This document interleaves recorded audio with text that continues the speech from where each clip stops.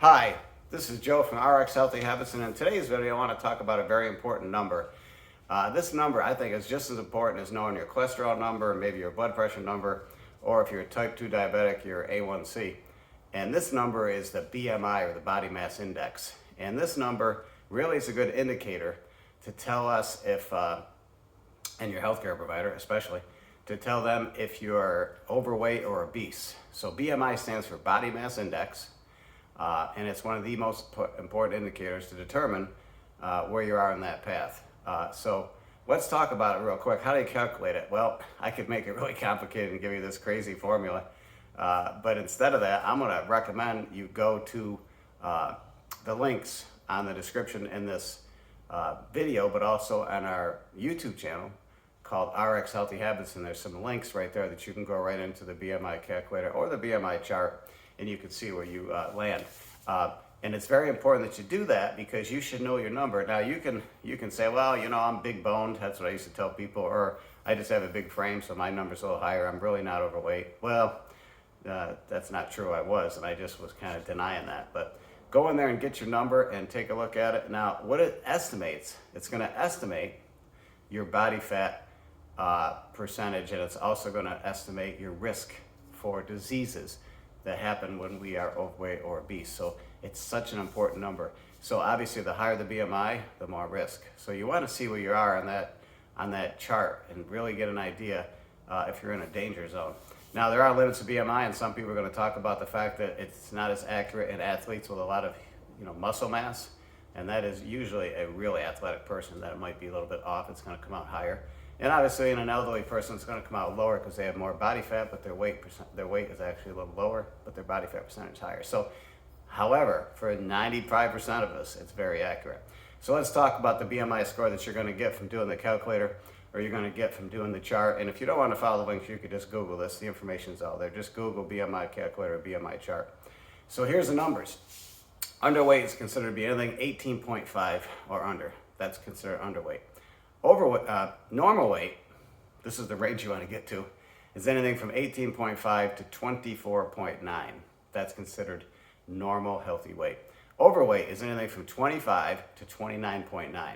That's considered overweight, and that's where the danger begins. And then obesity is anything that's 30 or over, and morbid obesity is anything over 40.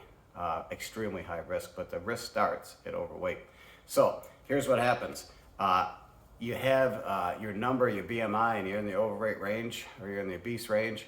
Really, the risk of disease states begins in overweight and obesity. We're going to clarify that in a minute. But what disease states mainly? We're looking at obviously hypertension, cardiovascular disease. We're looking at also type 2 diabetes. All three of those are nasty. It can lead to some really bad outcomes. So those three disease states and certain cancers, they say, may occur when you have obesity, possibly gallstones, and there's some other things that can occur, breathing problems.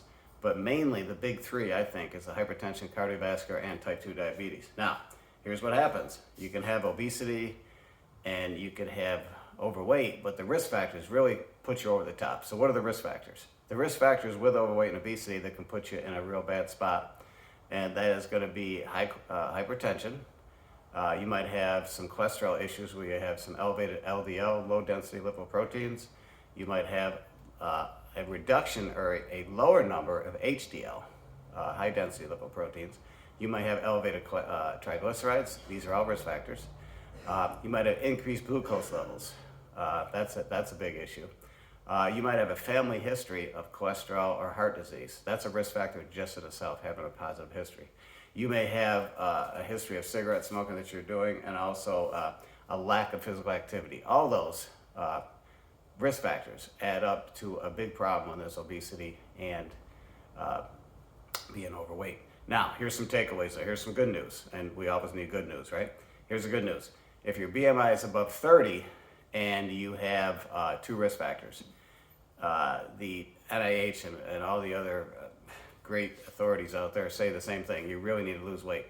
So you can head this off at the pass, and you can mitigate these disease states if you recognize that you have a BMI above 30 and you have other risk factors. It's really time to think about weight reduction. And then here's the other thing. If you're overweight, but you don't have the two risk factors, but you do have a waist circumference of over 40 for a man or over 35 for a woman, if you do not have that, then they really recommend that if you're overweight, you can just make sure you don't increase your weight. They want you to maintain and try to get that down, but it's not as urgent when you're overweight and you don't have the risk factors. Here's what I'm going to suggest to you though. You want to get down to a normal weight, because the way you feel when you're at the overweight BMI versus normal weight is, I'm not going to say night and day, but it's close because I've experienced it.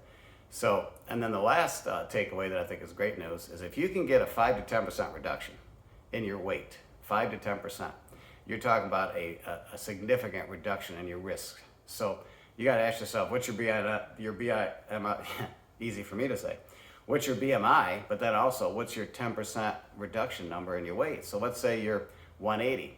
Well, if you can get down to 160, what's that going to do for you? It's going to reduce your risk. So any modest weight loss is going to have a big impact. So here's what I want to leave you with too. The good news is we have a way to help you navigate through to get you to a, well, if you want to do it just to reduce from obesity to being overweight, we have a program to do that, but we also have a program to get you to normal weight. And my wife and I jumped on about 3 years ago. We were able to go, in my case, I had to lose 45 pounds. And I was able to do it by following the program, and I was able to do it in about 3 months. And what I learned in that 3 months has kept it off for the last 3.5 years. So it's not just about weight loss, it's not about a diet. It's about how to rethink and pursue your daily healthy habits. And that's what we do here at Healthy Habits. But our program, we didn't develop it. Been around for 40 years, based on 15,000 research papers. Many hundreds of thousands of people have done well. And I'm going to tell you, just like we had to do, we had to invest a little bit to get on a healthy path and start a health journey. And the investment was small. I took some of the money that we're spending on coffees at Starbucks and maybe some bottled water and some snacks, and maybe we dined out a little bit less, and our grocery bill went down, and we ended up making it almost cost neutral. There was a time in the beginning maybe where it wasn't cost neutral, but after a little bit, it was cost neutral. And I'm going to encourage you, reach out to us if you really are at a point where you're serious about taking this BMI and getting it under control. Reach out to us at RX Healthy Habits. We have a Facebook page where you can private message us. In the links below, there's email links. There's a lot of ways to reach us. But we love to help you because we love to help you on your journey to self-health care. See you in the next video.